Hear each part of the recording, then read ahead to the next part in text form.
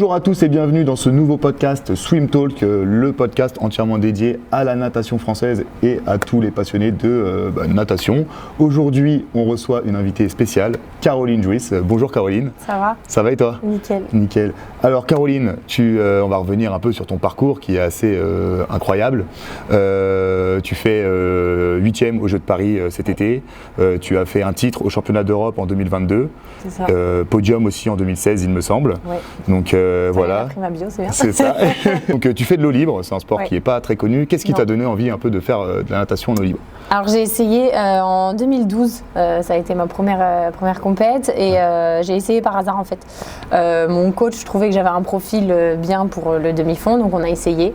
Okay. Et pour la petite histoire en fait, sur le 25 km, il y a quelqu'un de mon club qui avait fait le 25 km. Ouais. Tu sais, tu as un temps limite. Bien sûr. Pour finir la course, et lui malheureusement il n'avait pas pu finir, il a été hors temps limite, il s'est arrêté, on l'a arrêté à 22 km et on l'a sorti, tu vois, ouais.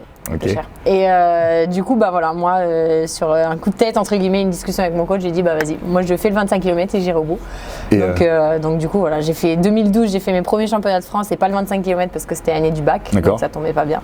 Okay. 2013. Donc tu as commencé vers 17-18 ans à faire de l'eau libre? Ouais, 18 ans du coup sur le tard. Ok, ouais. Mais avant, ça veut dire quand même qu'en club, tu nageais quand même énormément? Je nageais surtout du 800, 1500. Ouais. Okay. Le 1500 est arrivé tard aussi chez les femmes. Ouais. Donc voilà, et après, j'ai toujours eu un profil. En fait, j'ai été formée comme ça. En fait, ça marche. Je suis pas tonique, donc ouais. Les demi-fonds, ça ira bien. Quoi. Voilà. D'accord. Caroline, comment expliques-tu que peu de gens connaissent ce sport? Comment toi tu le vis, que c'est pas énormément médiatisé? Je pense que c'est pas médiatisé.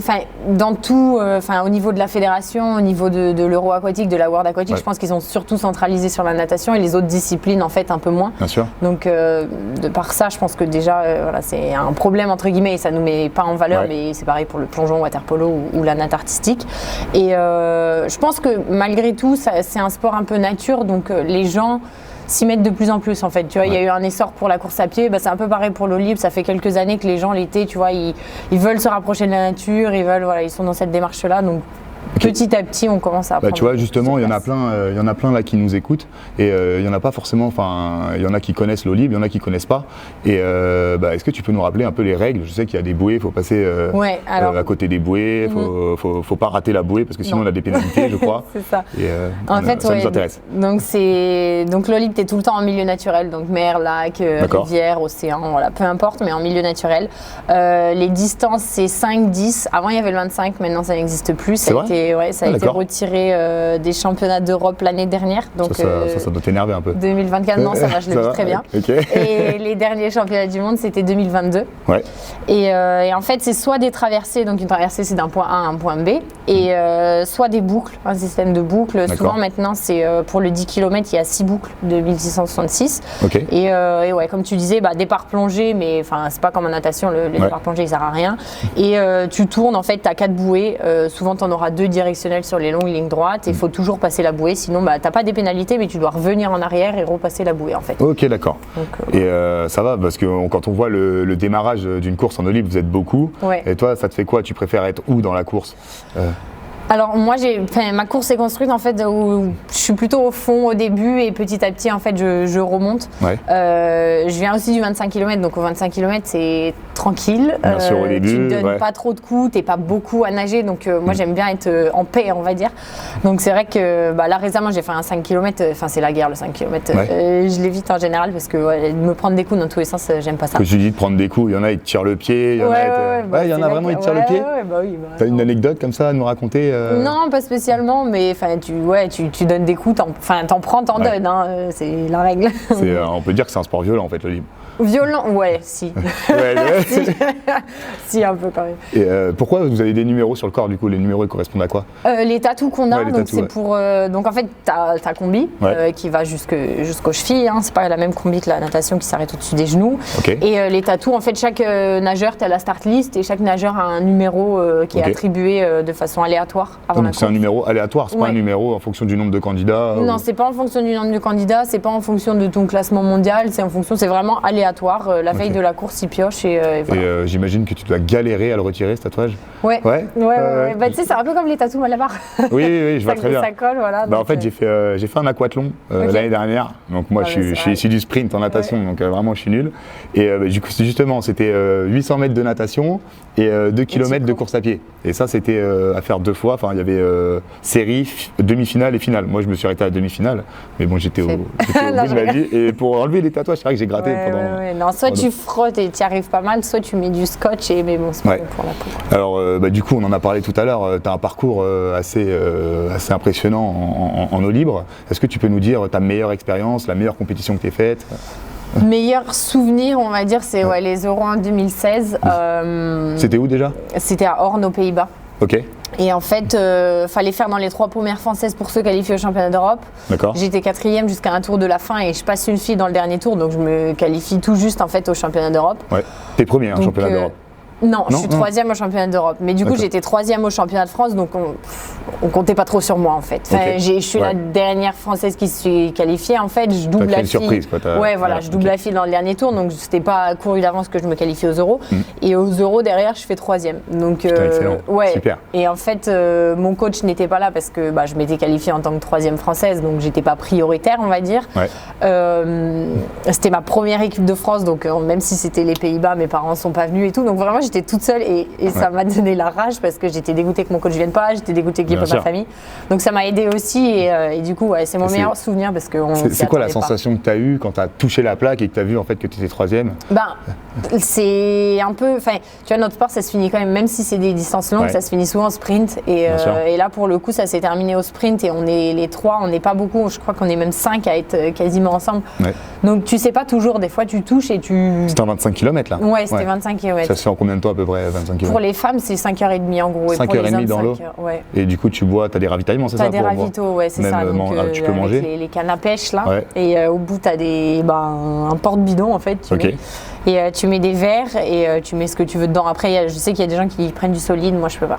Tu manges pas du coup, tu fais juste boire. Si je mangerais, mais tu vois une banane, il faudra me l'écraser, la diluer avec de l'eau quoi. Un truc imbouffable dans la vraie vie. Non, moi je suis belge, j'ai une banane écrasée en entrée, j'adore. Franchement, ça j'ai kiffé. Donc tu as participé aussi aux Jeux cet été, tu as fait une belle 8e place. Donc c'était sur le 10 km. C'est ça. Au Jeux, en fait, il n'y a que le 10 km. Au championnat d'Europe, championnat du monde, tu as 5, 10 et tu avais 25 à l'époque. Et au Jeux, c'est vraiment que le 10. Et comment alors, du coup, c'est la compétition, je pense, une des plus belles compétitions que tu aies faites de ta vie. Comment tu t'es préparé à cette compétition? On n'a rien changé, honnêtement. C'est pas parce que c'est les Jeux qu'il faut réinventer les choses. On n'a rien changé sur la prépa. On a continué comme on faisait avant avec mon coach parce que ça marchait. Peut-être qu'on a envie de savoir, c'est quoi une prépa type d'une nageuse en eau libre? Je sais que c'est beaucoup de natation. Ouais, voilà. Beaucoup de kilomètres. Après, je pense que je fais partie de celles qui font le moins de kilomètres sur les filles de l'eau libre. Après, tu as de la muscu 2 ou 3 fois par semaine, tu as de la course à pied, pareil, 1 ou 2 fois par semaine. Tu t'entraînes en piscine, on est d'accord. Et on s'entraîne en piscine tout le temps. C'est un peu la contradiction de notre sport, c'est que on nage en milieu naturel, mais le milieu naturel, on va le découvrir tu vois, quelques jours avant la course. Quoi. Sauf la Seine, on l'a pas découvert. Si tu l'as découvert cet été, la Seine. Ouais, mais on l'a découvert le jour J. Quand on pouvait nager dedans la veille ou l'avant-veille. Non, la veille.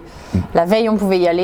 Et moi, je nage jamais dans le milieu où je vais nager. En fait, je nage toujours l'avant-veille et pas la veille. Ok. Parce que j'ai un petit rituel. Ouais, voilà. Et donc, du coup, dans la Seine, ça a été une découverte au premier tour.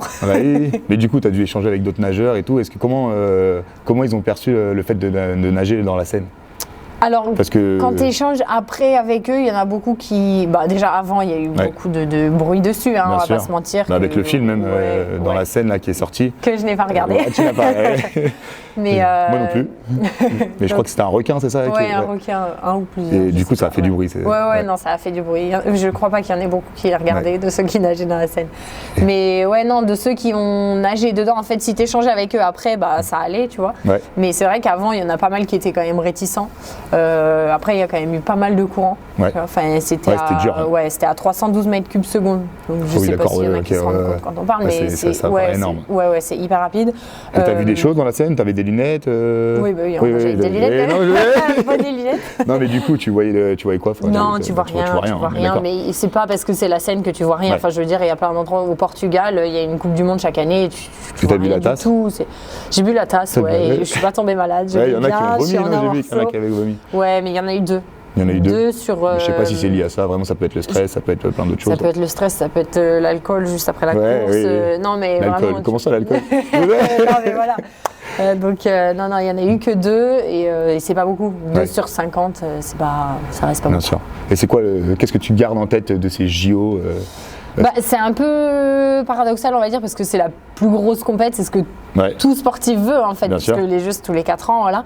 Et en fait, ça a été à la maison, ça parlait français, forcément. Et moi, j'ai ce truc où, tu vois, je me mets dans ma compétition à partir du moment où je prends l'avion, parce que souvent, tu pars en avion, en fait, à ta compète. Et une fois que je prends l'avion, je me dis, ça y est, la compète commence. Sauf que là, il n'y a pas eu ça. Quand tu arrives dans n'importe quel pays, ça parlera pas ta langue, ça parlera anglais ou d'autres langues. Là, il n'y a pas eu ça parlait français. Donc, je sais pas, j'ai eu. Je sais pas si on peut dire un détachement, tu vois, mais je l'ai vraiment pas vécu comme en fait, tu connaissais déjà, t'étais pas. Je connaissais pas parce que c'était mes premiers, mais tu vois, j'ai eu beaucoup plus de stress au championnat du monde en février que j'en ai eu pour les Jeux. Ok. Ce qui est un peu bizarre, tu vois. T'as fait la cérémonie d'ouverture avec tout le monde? Non, t'as pas fait. T'as préféré te reposer. Alors nous, on n'a pas fait la cérémonie d'ouverture. Les 4, on était 4 qualifiés. D'accord. Parce qu'on était en stage en fait. Moi, j'étais encore en stage en altitude et on était sur la fin des Jeux. Ouais, j'étais à Forum. On a nagé le 8 août, donc c'est vraiment la toute fin. Par contre, cérémonie de fermeture, cérémonie de fermeture, et c'était de rentrer dans le Stade de France avec tous les gens qui viennent. T'as vu Céline Dion chanter? Non, c'était l'ouverture. C'était l'ouverture, Céline Dion. Ok, oui. C'était l'ouverture, mais non, ça devait être incroyable. Ok. Qu'est-ce que tu pourrais dire aux jeunes de nos jours qui veulent faire de l'eau libre? Tu aurais un message à leur faire passer? D'essayer. Non, d'essayer. De toute manière, forcément, tu commenceras. Enfin, jamais tu vas te dire, vas-y, je me mets à l'eau libre directement. En fait, tu commenceras forcément par la natation pour avoir les bases, pas avoir peur de l'eau, etc. Et moi, ce qui m'a plu en fait dans l'eau libre, c'est que, quand tu nages en piscine, t'es dans ton couloir, t'as personne. En eau libre, en fait, tu as plein de choses que tu ne maîtrises pas. Déjà, l'environnement, tu ne le maîtrises pas. Il peut y avoir des vagues, il peut y avoir plein de trucs que tu ne maîtriseras pas et auxquels tu dois t'adapter à l'instant T. Et du coup, ça te crée des défauts techniques dans la nage. Ça crée des défauts techniques, mais ça crée aussi... Il faut être capable de s'adapter, en fait. Et c'est vraiment ce que tu développes dans cette discipline. Et puis, ça peut être... le milieu change tout le temps. Il n'y a pas une seule course qui se ressemble. Il y a de la stratégie parce que ça dure quand même 2 heures. Un 10 km, en gros, pour les femmes, en moyenne, on met 1h58. 1h58. Et les hommes mettent 1h50. En 1h58, tu es obligé d'avoir une stratégie. Parce que tu peux pas. C'est pas possible. C'est un peu comme en Formule 1. Hein. C'est exactement pareil. Ton cerveau, il peut pas rester connecté pendant 1h58. Il y a des moments où tu pars complètement. Donc il y a plein de choses en fait qu'il faut réussir à maîtriser. Ou en bassin, tu n'auras pas forcément ça parce qu'en 400, 800, 1500. Ça va vite, c'est 10 minutes. Ça va vite. Si t'as pas le temps, c'est déjà fini. Tu vois. Voilà, attention, t'as un 800, donc là on est au Giant Open, t'as un 800 tout à l'heure, c'est ça? Ouais. Tu penses faire combien? Écoute, je l'ai fait la semaine dernière, j'ai fait 9-1. 9-1? Ouais, donc on verra. Si j'arrive à casser la barrière des 9, ça serait bien. D'accord, c'est ton meilleur temps, 9-1? Non, 8,57, mais il y a très longtemps. J'ai un peu arrêté le bassin en fait, parce que l'eau libre et le bassin, ça reste compatible, mais pour moi, c'est vraiment 2 disciplines par entière en fait. Et donc à partir du moment où je me suis vraiment focalisée sur l'eau libre, j'ai mis de côté la piscine. Ça marche. Voilà, comme bac là, parce que j'ai pas le choix. Écoute, la Ligue FFN et moi-même, on est contents de t'avoir reçu aujourd'hui. J'espère que ça s'est bien passé. En tout cas, on est très contents et puis merci. C'était très cool. C'était très cool. Allez, on se dit à très bientôt. Ciao.